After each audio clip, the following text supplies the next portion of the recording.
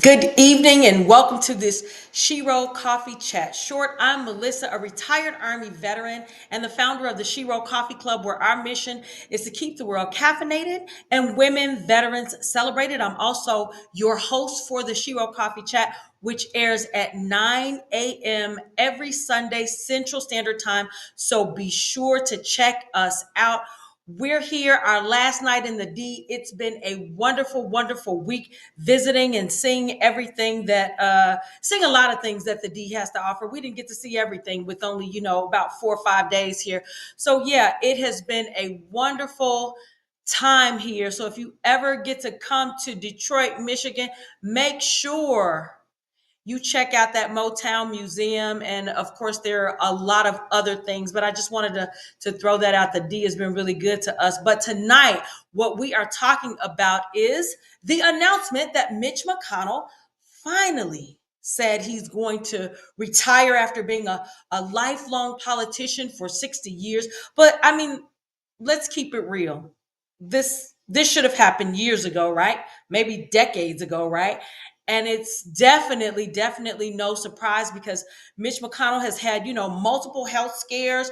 He's been freezing on camera doing press conferences. It just raised some serious concerns whether he was fit to serve. So this is no surprise that he'd be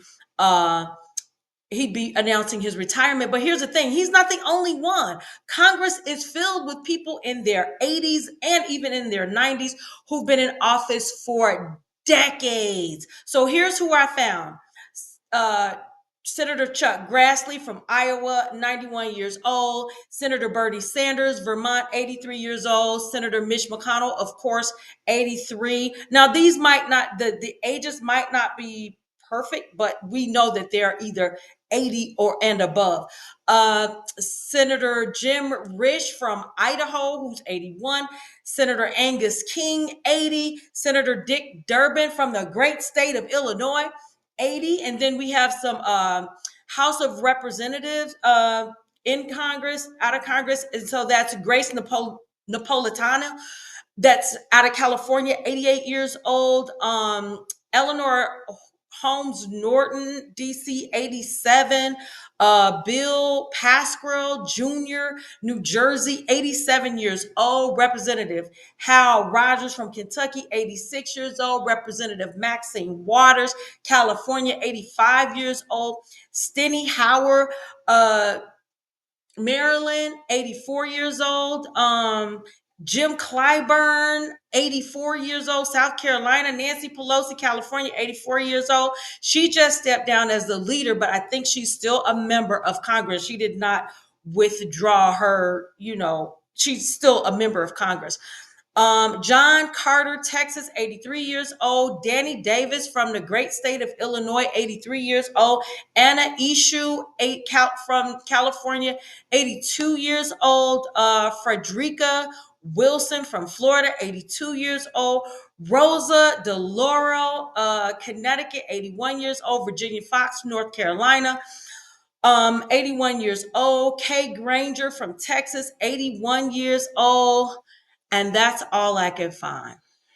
And before you start to say it's ageism, it's really not about ageism. I mean, some jobs, even I'm too old for. I'm not telling you my age. You can find it. Yeah, but some jobs, even I'm too old for. But Congress is the only job in America that I know of where you can work well past the legal retirement age and still hold power over other people's lives. And that's the issue I have. You want to come in as a consultant? That's fine. You want to come in, as a mentor? That's fine. But you are in this position and have been in this position, and you hold power over other people's lives. You and I, we cannot work past certain ages in a lot of industries because of safety concern, because of physical limitations, or just plain fairness. But Congress, no limits, no mandatory retirement, no problem. Well, that is a problem. Public service was never meant to be a lifelong career. And as we continue to see how long these politicians stay in power, we see how the more disconnected they become from the people that they represent. This is serious. They're making laws about a future that they won't even live to see. No, it's not even about Republicans versus Democrats. This is about America needing some fresh leadership. And I just feel that, term limits would force Congress to do what the rest of us already do: make room for the next generation. That's it, that's all. Whenever I'm going to talks and things like that, and I talk to young crowds, I tell them, well, I'm going to tell them to join the military. I'm going to tell them that off the bat. But also get into politics because we need young leadership. So that's it. That's all I wanted to talk to you guys about. So you tell me, should or should not? No, seriously. Should Congress have term limits? I just named off a lot of people that are over 80. How many 80-year-olds do you know? And what are those 80-year-olds doing? I'm just asking. I'm just asking. All right. That's it. As always,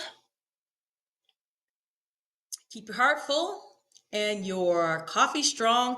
And I will see you tomorrow. Today is day 45 for me, 45 of 60. All right. Be blessed.